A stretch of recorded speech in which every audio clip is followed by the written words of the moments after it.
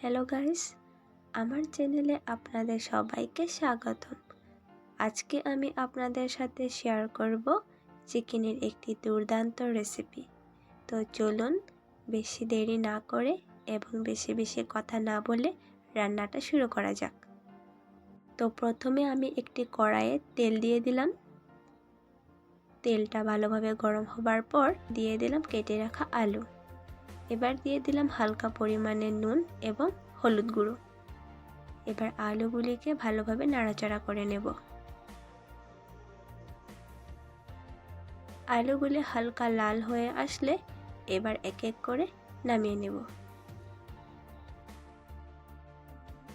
এবার দিয়ে দিলাম দুটি শুকনো লঙ্কা এবং দুটো তেজপাতা, আর দিয়ে দিলাম কিছু লবঙ্গ এবং একটু দারচিনি। এবার দিয়ে দিলাম পেঁয়াজ কুচিগুলোকে ভালোভাবে নাড়াচাড়া করে হালকা ভেজে নেব।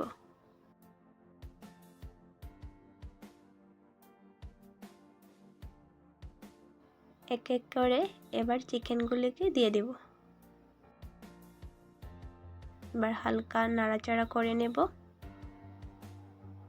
চিকেনগুলো হালকা নাড়াচাড়া করে এর মধ্যে দিয়ে দেব আদা রসুন বাটা, পেঁয়াজ বাটা, জিরে ধনে বাটা এবং কাঁচা লঙ্কা বাটা।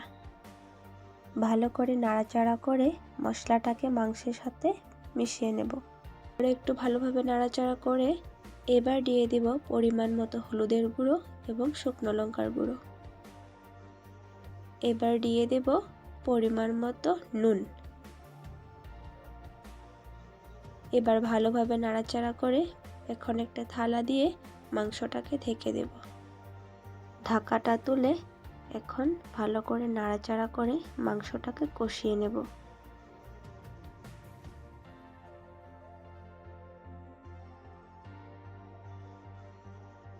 ভালো করে কষানো হয়ে যাবার পর ভেজে রাখা আলুগুলিকে দিয়ে দেব।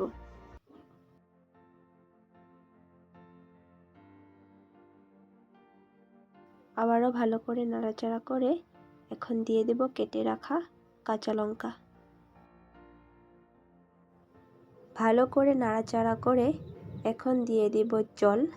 জলটা দিয়ে 10 থেকে 15 মিনিট মতো রান্না করব।